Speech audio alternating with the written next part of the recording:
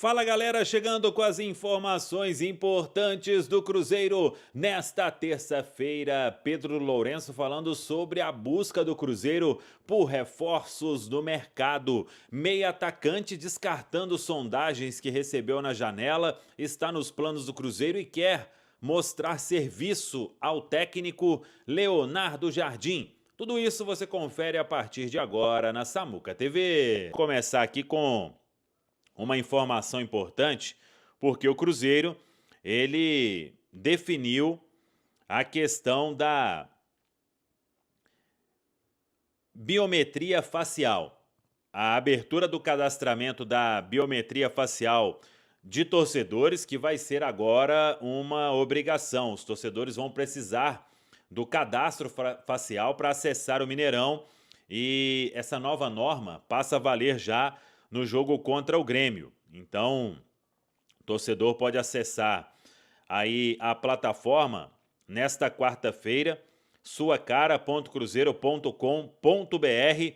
A plataforma é gerida pelo Mineirão e vai realizar o registro da biometria facial de cada torcedor, garantindo a sincronização nas catracas do estádio para as partidas do Cruzeiro. Então, a partir desta quarta-feira, suacara.cruzeiro.com.br.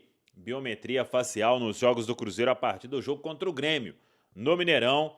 Fique atento aí a todo mundo, porque tem a janela de abertura para fazer o cadastro. O pessoal tem que ficar de olho aí no site suacara.cruzeiro.com.br. Uma outra informação é que hoje o Lucas Silva antecipou a volta aí aos treinos, hein? Ele foi à Toca da Raposa 2, vai nos próximos dias também. A reapresentação somente na sexta-feira, mas o Lucas Silva que está ainda mais envolvido, né, com todo esse projeto, uma liderança altamente positiva, confiança absoluta do técnico Leonardo Jardim e ele retornando aí às atividades, antecipando esta reapresentação. Cada jogador, ele foi para casa com um exercício para fazer.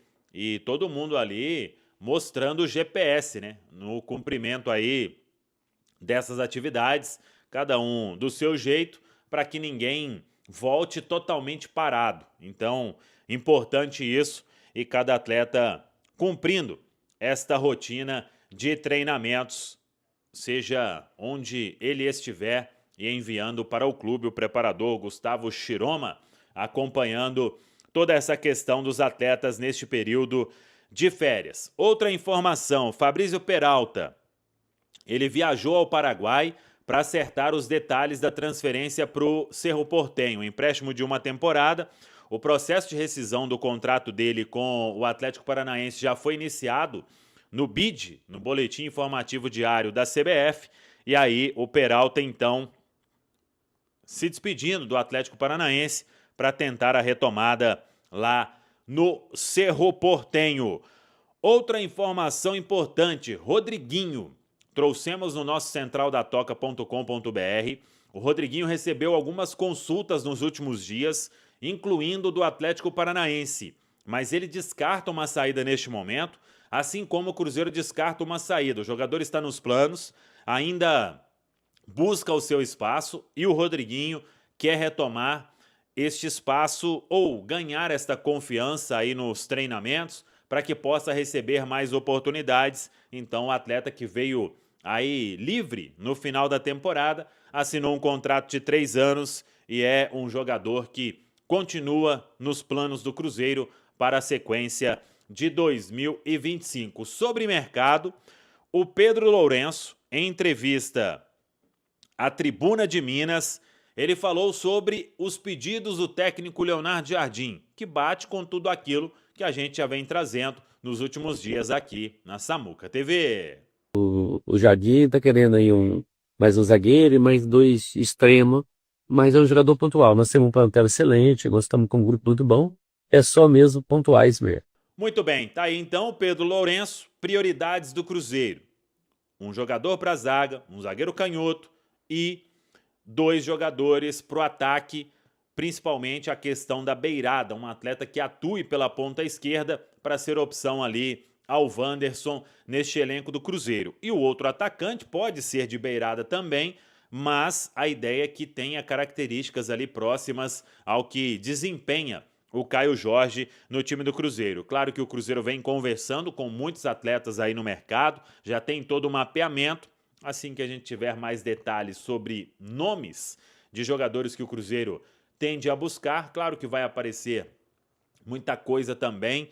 Às vezes, nem sempre é o que o Cruzeiro vem negociando, então por isso aquele trabalho aí minucioso para apurar e para trazer sempre uma informação precisa para todos vocês aqui na Samuca TV. Ô Cirilo, vamos falar sobre esse assunto que foi manchete aqui da Turma do Bate-Bola, do Wallace. O Wallace, jogador de 30 anos, meio-campista do Cruzeiro, foi a maior contratação do Cruzeiro na temporada passada, chegou no meio do ano, chegou depois de uma pequena lesão que ele teve no joelho, passou até por uma cirurgia também não tão importante assim, ainda no futebol italiano.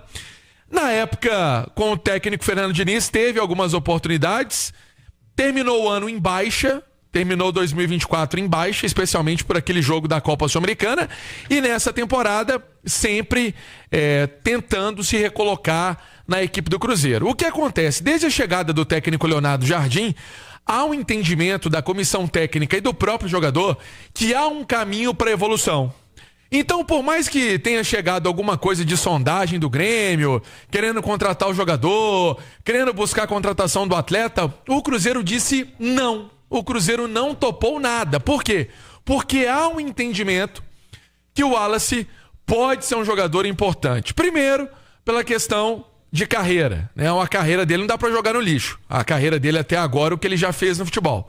E o Cruzeiro acredita que pode sim recuperar o atleta para que ele tenha bons jogos com a camisa do time celeste. Jogador de meio campo toma cartão, jogador de meio campo fica de fora de confrontos, então é importante ter um atleta com essa experiência para onde o Cruzeiro quer atuar. Eu falava, Cirilo, semana passada, dessa maratona do Cruzeiro de jogos. O Cruzeiro tem muitas partidas no mês de julho, Campeonato Brasileiro, Copa do Brasil. Se você for contabilizar esses jogos todos, 1, 2, 3, 4, 5... 6 jogos, estou colocando os oficiais, né, sem os amistosos. Então, é importante ter elenco e pelo que foi investido, o Cruzeiro sabe que é difícil chegar a uma proposta desse valor, então é importante ter o atleta no grupo, blindar o jogador, dar o maior estímulo que ele puder em treino, também na parte psicológica, mostrar a confiança no atleta para que ele possa render dentro de campo. Essa é a ideia. Ah, mas o empréstimo pagando salário, esquece. Não sai. Desse jeito, o Wallace não deixa o Cruzeiro em hipótese alguma. Informação também que eu pude apurar lá dentro. Cirilo. Informação importante, porque o Wallace foi uma contratação importante, né? E eu não considero o Wallace um erro da diretoria do Cruzeiro, longe disso, porque é uma contratação que eu também faria. Com absoluta certeza eu faria. Se eu tivesse a oportunidade de buscar o Wallace no mercado, buscaria o Wallace, porque é um jogador que todo mundo queria nas últimas janelas, isso é fato. Palmeiras queria, Flamengo queria. Atlético quis. Me lembro do Atlético falar o nome também do Wallace. Todo mundo tentou trazer o Wallace de volta. O Cruzeiro buscou, conseguiu, não rendeu. Vou dizer que não acredito mais que o Wallace não vai dar certo. Não vou dizer isso, porque a carreira dele até recentemente mostrou um bom desempenho. Tomara que seja o cara que consiga dar a volta por cima aí nesse segundo semestre.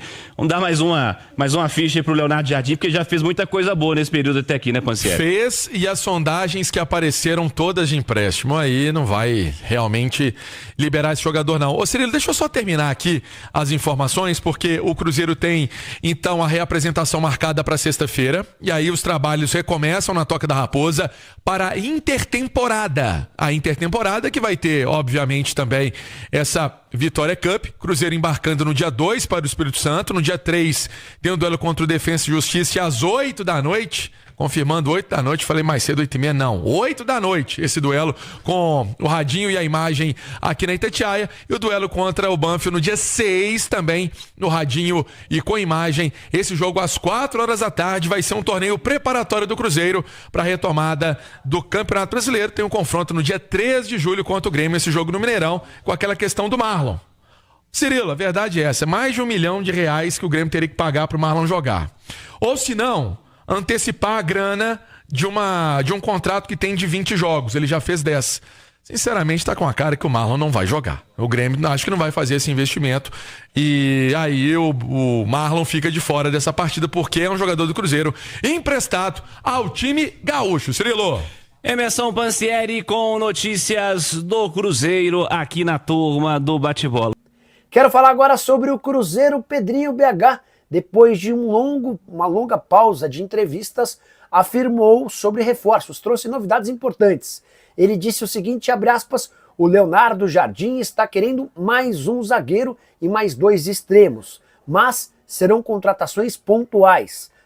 Nós temos um plantel excelente, estamos com um grupo muito bom. Então, torcedor do Cruzeiro pode aguardar por mais 3 contratações. Porém, você não deve imaginar a chegada de reforços muito caros ou gigantes. A avaliação interna é de que o Cruzeiro já tem bons nomes e precisa desses acréscimos para ter também um elenco de qualidade para que a reposição dos titulares não seja tão deficitária. Os nomes têm sido mantidos em sigilo e o Cruzeiro vai se utilizar dos conhecimentos de um novo scout recentemente contratado por indicação do Leonardo Jardim para encontrar as melhores soluções no mercado. Pansieri, você destacou em manchete que o Ronaldo elogiou o Pedro Lourenço. O Pedrinho tá de bola cheia com o fenômeno? Tá sim, Thiago, tá sim. O Ronaldo participou do canal do Denilson, né? O Denilson Show.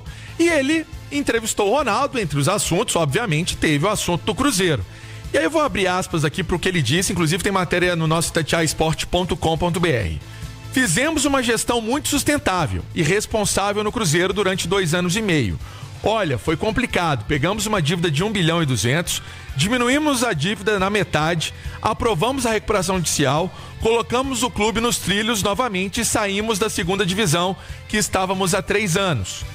É questão de tempo que o Cruzeiro domine o futebol brasileiro, porque o Pedro é agressivo, é muito bom, o líder apaixonado pelo clube. Acertei muito na pessoa que escolhi para vender e o Pedrinho sempre esteve comigo desde o início. Foram as palavras do Ronaldo, deixando bem nítido, né, Thiago, que é algo que a gente falava sempre. O Pedrinho foi um apoio pro Ronaldo em certos momentos dessa gestão do Ronaldo.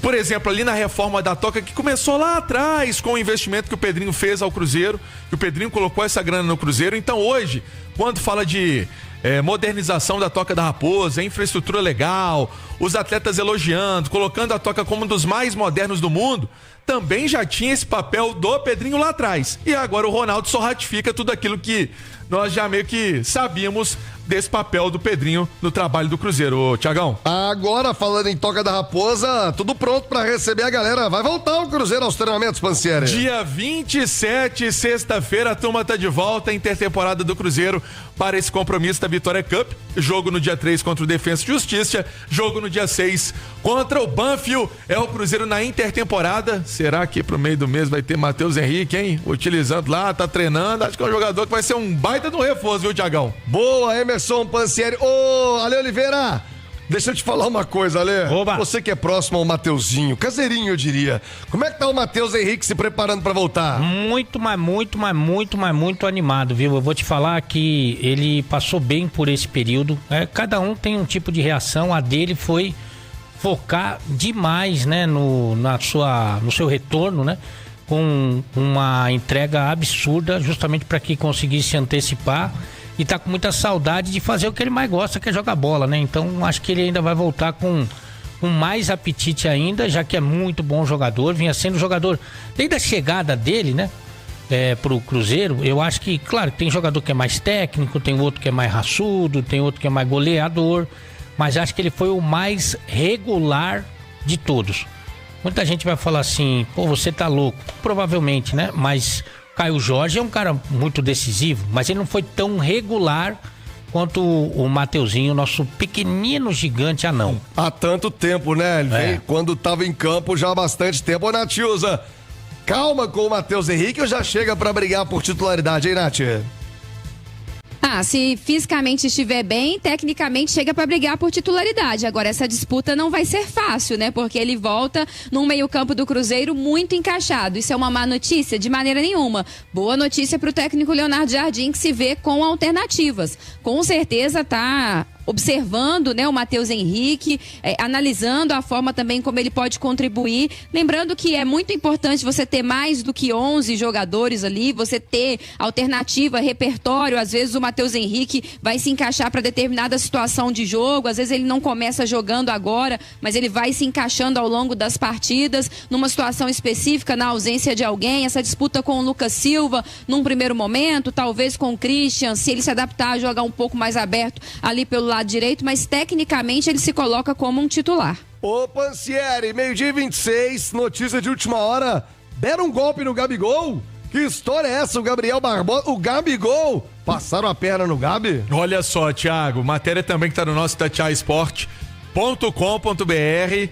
e é interessante, né, pra gente explicar o que aconteceu com o Gabigol. Hoje, ele tá no Cruzeiro, mas o Gabigol teve 938 mil reais desviados quando atuava pelo Flamengo. O último clube, né, que o Gabigol jogou, veio do Flamengo pro Cruzeiro. E a outra vítima, Thiago, foi o Kahneman, zagueiro Kahneman do Grêmio. E essas informações são da TV Globo. O caso veio à tona nesta terça-feira. As polícias civis de Rondônia e Paraná, eles iniciaram essa operação chamada Falso 9, com o objetivo de desmontar um esquema que culminava no desvio do salário de jogadores do futebol brasileiro. Uma instituição financeira também foi vítima dos golpes que ultrapassam mais de R$1 milhão. E aí o Ministério da Justiça e Segurança Pública diz que trata-se de um esquema de estelionato milionário. O relatório total conta com 33 mandados judiciais expedidos, sendo 22 de busca e apreensão domiciliar, 9 de prisão preventiva e 2 de prisão temporária. Os mandados foram cumpridos nas cidades de Almirante Tamandaré, no Paraná, Cuiabá, no Mato Grosso, Curitiba, no Paraná, Lábrea, no Amazonas e Porto Velho, em Rondônia. As polícias civis de Amazonas e Mato Grosso também auxiliaram na ação. Ou seja, o Gabigol perdeu uma grana por conta de um esquema criminoso e a polícia descobriu. E agora, certamente, esse caso vai ganhar repercussão, vai ter que ter audiência, julgamento. O bicho pegou pros vagabundos, pros bandidos. Primeiro, a polícia é sempre criativa com o nome da operação, né? Operação Falso 9. Isso é maravilhoso. Operação Falso 9. E aí, ô Nath, se conseguiram levar do Gabigol, minha filha, R$1 milhão, imagina nós. Já tiraram dos aposentados, agora do Gabigol. Vou te falar, viu, Nath? Quase R$1 milhão levaram do homem. Tem que ficar ligado. Ô, Nath, tá tudo em dia aí, tá caindo certinho, né, Nath? Uai, eu já peguei meu celular aqui, não tem muita coisa não, mas o que tem eu já entrei aqui pra conferir, porque já acho que é pouco, né, Thiago? A gente tem que contar cada pouquinho. Agora, eu fico pensando, né? Um dinheiro tão grande desse, um patrimônio tão grande, enfim, né? São tantos bens, eles conseguem acessar documentos falsos, aí pede portabilidade do salário, consegue fazer essa transação e ninguém confere nada, né, Thiago? Ninguém checa nenhum dado, ninguém checa nenhuma transferência, enfim. Os caras são realmente muito profissionais e tiram de quem tem muito, que aí geralmente essas pessoas levam mais tempo pra sentir falta, né? Mas um absurdo. E o nome da operação realmente sempre muito criativo. Ô, Thiago, olha só como é que a Nath, ela foi no ponto certo. Os criminosos abriam as contas bancárias com documentos falsos e dados de jogadores de futebol, inclusive aí o Gabigol.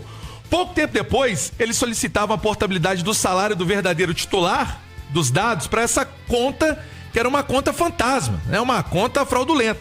Assim que os valores eram recebidos, os golpistas pegavam e transferiam dinheiro para outras instituições financeiras, compravam produtos, serviços, faziam saques em caixas eletrônicos, dificultando então esse rastreamento que a polícia foi lá e descobriu, Thiagão. Ainda bem. Não vai fazer falta não, uma milha. Ainda bem que de vez em quando é bom ser pobre, né? Porque não... Ninguém tem nada pra tirar. Você não vira alvo de nada disso, né? Abre o extrato do Ale aqui agora, só vermelho.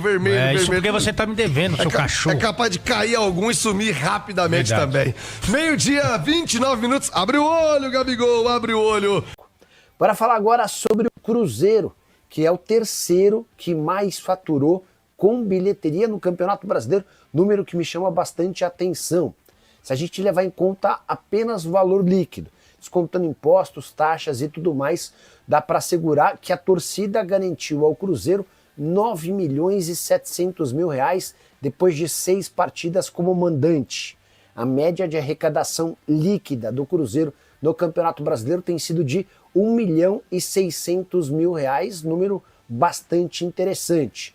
Somente o Corinthians e o Flamengo foram capazes de faturar mais. O Flamengo tem uma receita líquida com bilheteria de 12 milhões de reais contra 10 milhões e 400 mil do Corinthians. Importante registrar também que o Cruzeiro em 2025 tem arrecadado o dobro na comparação com o Cruzeiro da temporada passada em relação à bilheteria. A média de faturamento com bilheteria nos Jogos do Brasileiro do ano passado era de 800 mil reais por partida. Só para completar aquela comparação importante, o Atlético aparece no 9º lugar entre os clubes que mais arrecadaram com bilheteria no Brasileiro de 2025. São 3 milhões e 200 mil reais, uma arrecadação 1/3 na comparação, 33% na comparação com o que o Cruzeiro arrecadou, Raposa faturando 3 vezes mais.